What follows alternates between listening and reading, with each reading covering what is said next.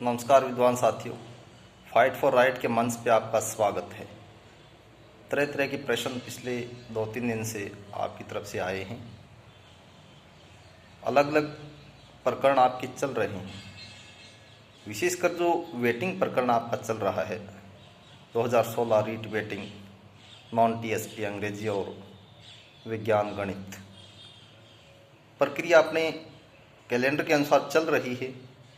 जो भी nodal agency ने आदेशित किया है उसके अनुसार 4 और 5 तारीख को काउंसलिंग होनी है और लगभग सभी डिस्ट्रिक्ट में निर्धारित कैलेंडर के अनुसार ही काउंसलिंग प्रक्रिया पूर्ण होनी चाहिए। ऐसी सूचनाएं भी आ रही हैं।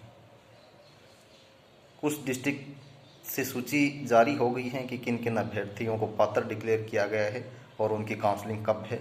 संबंधित स्कूल खोले जाएंगे, उनमें से आपको चॉइस करना पड़ेगा। काउंसलिंग में भी एक प्रोसेस होता है। पहले महिलाओं को अवसर मिलेगा स्कूल चुनने का, उसके बाद पुरुष को। वहाँ भी कुछ कैटेगरी होते हैं, रिजर्व कैटेगरी के हिसाब से दिव्यांग को मौका मिलेगा, या फिर उसके बाद परित्यक्ता, विधवा, या फिर जो भी अलग अलग कैटेगरी हैं, एकल महिला, उनको अवसर मिलेगा। मेरिट मायने नहीं रखेगी यहाँ पे। उसके बाद जेंट्स का नंबर आएगा। तो बहुत सारे प्रश्न आपके थे कि क्या शेड्यूल अनुसार प्रक्रिया आगे बढ़ेगी। फिलहाल बढ़ रही है, किसी भी प्रकार के डाउट करने की ज़रूरत नहीं है। फिर भी यदि 2-4 डिस्ट्रिक्ट में किसी रीजन से बाई रीजन डिले होगा तो 2 दिन बाद में हो जाएगी। कोई किसी प्रकार की बाधा वाली स्थिति नहीं है। कुछ साथी पूछ रहे थे कि बाहरी डिग्री प्रकरण में क्या होगा।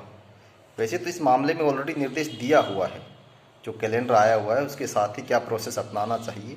उनकी डिग्री वेरिफिकेशन होनी चाहिए और वेरिफिकेशन के बाद नियुक्ति दी जानी चाहिए। स्पष्ट आदेश हैं, इनकी पालना होगी भी और होनी भी चाहिए।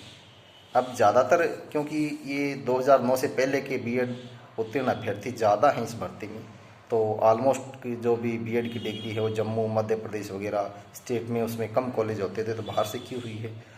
तो उसके वेरिफिकेशन के रिगार्डिंग बहुत सारे अभ्यर्थी पूछ रहे हैं कि हम अपना वेरिफिकेशन करवाएं। या आपका काम नहीं है वेरिफिकेशन करवाना।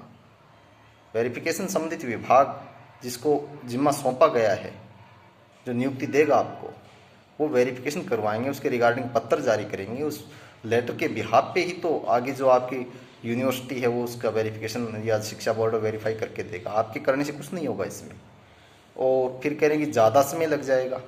ज़्यादा समय क्यों लगेगा? ये नियुक्ति का मामला है। नियुक्ति प्रोसेस इतना डिले नहीं होता है।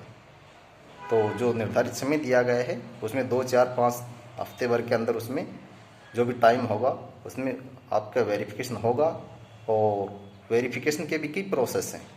ईमेल भेज करके ऑनलाइन वेरिफिकेशन, या फिर सामूहिक तौर पर किसी कर्मचारी को भेज करके, या फिर रजिस्टर्ड डाक के द्वारा जो करवाना होगा वो जो संबंधित कार्यालय है उसका काम है, न कि आपका निजी काम इसमें। फिर भी यदि कोई कार्यालय आपको निजी तौर पर लेटर बना के दे रहा है तो आप उसके ऊपर विचार कर सकते हो। तो फिलहाल सिचुएशन ये है कि काउंसलिंग तक तो वैसे रोकने की कोई इसमें ज़्यादा बाध्यता नहीं है, क्योंकि नियुक्ति रोकने का प्रोसेस है कि वेरिफिकेशन से पहले नियुक्ति ना दी जाए। तो काउंसलिंग होनी चाहिए सभी जिलों में। फिर भी यदि इस बहाने से काउंसलिंग रुकती भी है तो 2, 4, 5 दिन बाद में हो जाएगी। ऐसा नहीं कि आपको स्कूल चुनने का कोई बड़ा अवसर आप चूक गए हो, क्योंकि जितने अभ्यर्थी पात्र डिक्लेयर किए गए हैं उतने ही स्कूल खोले जाएंगे। उसमें से भी पहले जो कैटेगरी विशेष है उनको अवसर मिलेगा स्कूल चुनने का। आपके जो मेरिट बेस था वो डिस्ट्रिक्ट आवंटन तक आपके काम आ रहा था, उसके बाद ज़्यादा मायने नहीं रख रहा है।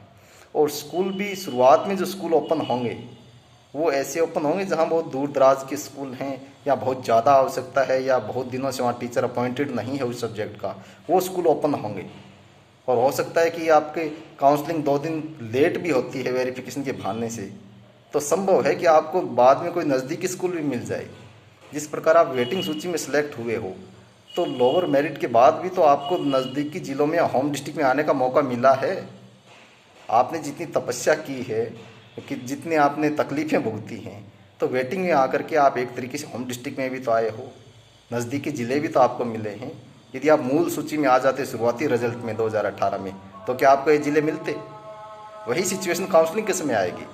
जो शुरुआत में स्कूल ओपन होंगे वो ज़्यादा दूर दराज के डिस्ट्रिक्ट लेवल पे जो स्कूल होते हैं उनमें अवसर ज़्यादा मिलेगा। और बाई चांस कोई 2-4 अभ्यर्थी डिस्ट्रिक्ट वाइज चूक गए, उनकी स्पेशल काउंसलिंग होती है वेरिफिकेशन के बाद, तो हो सकता है आपको नज़दीकी स्कूल मिल जाए उसमें। तो आप हर बात में अपना नेगेटिव पक्ष क्यों देख रहे हो सकता है जो कुछ हो रहा हो आपके भले के लिए हो रहा हो। इस बात को आपको ध्यान में रखना है। नियुक्ति नहीं रुकेगी आपकी, आपकी कोई डिग्री के ऊपर सवाल नहीं, सिर्फ वेरिफिकेशन का सवाल है। वो विभाग का काम है वेरिफिकेशन करवाना, वो वेरिफिकेशन हो जाएगा और किसी भी प्रकार से चिंतातुर होने की स्थिति नहीं है। जो हो रहा है आपकी बेहतरी के लिए हो रहा है, इस विचार को मन में रख करके आप आगे बढ़ते चलें और जो शेड्यूल बीत रहा है उसके साथ अपने आप को पेश करते रहें। इसके अलावा कि स्कूल पूरी लिस्ट के खुलेंगे या फिर एब्सेंट को भी इनमें शामिल किया जाएगा, ऐसा नहीं है। जो एब्सेंट या अपात्र हैं उनके लिए कोई स्कूल ओपन नहीं होगा। क्या मतलब है उनके लिए काउंसलिंग का, कौन उनको शामिल करेगा। और कुछ साथी ये पूछ रहे थे कि संबंधित जिले में बहुत स्कूल वैकेंट हैं, लेकिन हमें तो यदि 5 अभ्यर्थी हैं तो 5 स्कूल खोले जा रहे हैं, तो भाई 5 ही खुलेंगे स्कूल।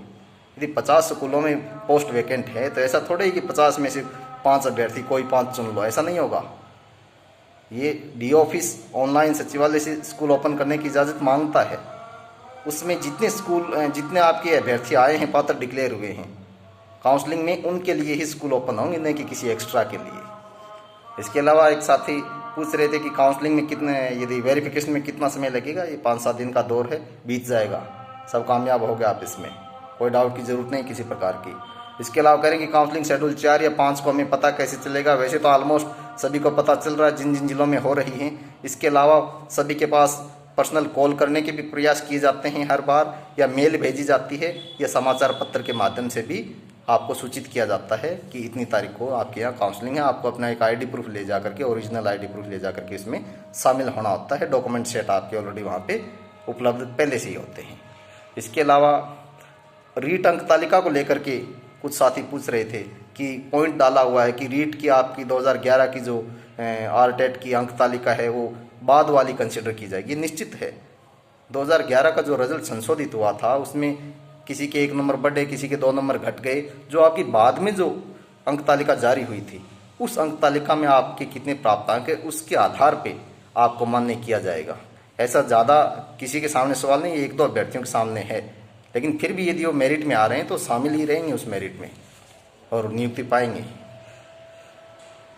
इसके अलावा स्ट्रगल फॉर सोसाइटी मिशन की ओर से विद्वान साथियों व्यापक प्रयास किया जा रहा है। ये जो समस्याएं आ रही हैं विवाहित महिलाओं के सामने, इस फाइल को ये यदि डिटेल में बताऊं तो शायद मेरे लाइफ की बहुत ज़्यादा असंभव फाइट में से एक फाइट है, लेकिन फिर भी इस फाइल को मजबूती के साथ यहाँ तक लाया गया है। चीफ सेक्रेटरी के दरबार में आकर के फाइल रुकी हुई है क्योंकि कानूनी बंदिशें वहाँ आकर के मजबूर कर रही हैं। माननीय doctor BL Sahni ji OBC commission के जो राष्ट्रीय चेयरमैन हैं उनसे कल डिटेल में हमारी मुलाकात हुई है। ऑलरेडी हमारा प्रकरण भी वहाँ दर्ज हो चुका है, उसके ऊपर डिटेल हियरिंग भी होगी। केंद्रीय कार्मिक विभाग को नोटिस भी जारी हो चुका है, जवाब तलब कर लिया गया है और पूरी तरीके से तफसील के साथ कल भी प्रेजेंटेशन दी गई है। लेकिन मुझे वहाँ पे आभास हुआ कि कुछ साथी जो इस मिशन का तो हिस्सा नहीं है लेकिन अपने दाएं बाएं की सिफारिशें लगा करके पहुंच रहे हैं, किसी मेंबर के पास पहुंच गए, किसी कमीशन के दूसरे मेंबर के पास पहुंच गए और उनको जवाब मिलता है भी आपका काम तो असंभव है। भाई आप पूरी जब प्रेजेंटेशन में अपने डॉक्यूमेंट ही नहीं लेके जा रहे हो, फैक्ट्स नहीं बता पा रहे, उनके द्वारा उठाए गए सवालों का यदि जवाब आपके पास कानूनी तौर पर नहीं है, नियमानुसार नहीं है, तो आपको नेगेटिव ही जवाब मिलेगा। या तो अपने एक लेटर लिखने से, एप्लीकेशन लिखने से आपकी समस्या को कोई नहीं सुनेगा, आपकी पीड़ा को। यदि आपके पास कागजी मजबूती है, नियमों में मजबूती है, आपके पास वो सब सवालों के जवाब हैं जो आप उनको देना चाह रहे हो या वो सवाल जो आपसे पूछ रहे हैं, तो ही आप कहीं जाकर के अपने आप को प्रेजेंट किया करें। अन्यथा सही दिशा में बढ़ रही संघर्ष को कमज़ोर करने की कोशिश ना करें। यदि आपके पास फैक्ट्स नहीं है, प्रूफ नहीं है, तो मिशन आपके सहयोग के लिए हमेशा तैयार है। पूछो, प्रत्येक डॉक्यूमेंट मांगो, हमसे मिलेंगे आपको। और जो उच्च अधिकारी आपसे जवाब मांग रहे हैं, आपसे सवाल पूछते हैं, उनका जवाब दो लीगल वे में, एक एक डॉक्यूमेंट के सहारे। और यदि जवाब नहीं है तो हाथाजोड़ी करने से इस समस्या का समाधान नहीं है, ये राष्ट्रीय समस्या है। माननीय हाईकोर्ट ने डायरेक्शन किया हुआ है राष्ट्रीय SC और OBC कमीशन को, जब वो अपनी रिकमेंडेशन देंगे सेंट्रल गवर्नमेंट को, स्टेट गवर्नमेंट को, तो ये फाइल आगे बढ़ेगी और आपको सफलता मिलेगी। कदम दर कदम, स्टेज बाय स्टेज इसमें आगे बढ़ा जा रहा है। यदि बीच में आधे अधूरे प्रयास करके कोई साथी इसको विफल करने का प्रयास कर रहा है तो अपने आप को पुनर्विचार करें अपने आप के प्रोसेस के ऊपर।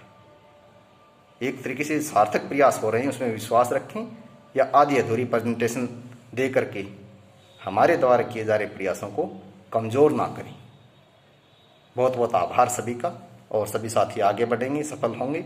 जो फिर भी इस प्रक्रिया के बाद भी जो वैकेंट पोस्टें रहेंगी, संस्कृत विभाग में आपकी ऑलरेडी सबमिट हो गया है, जो कानूनी प्रोसेस था वो आगे बढ़ गया है, और जो अंग्रेजी का प्रकरण है उसमें आजकल में तय किया जा रहा है आगे का प्रोसेस। साइंस मैथ की संगति में इतना ज़्यादा दम नज़र नहीं आ रहा है कि वो आगे इस प्रोसेस को बढ़ा पाएंगे, शायद वो संगति कमज़ोर है और इतना सजगता भी उनमें नहीं है। तो अंग्रेजी के अभ्यर्थी जरूर उसमें सक्रिय रहें और आगे इसमें बढ़ा जाएगा।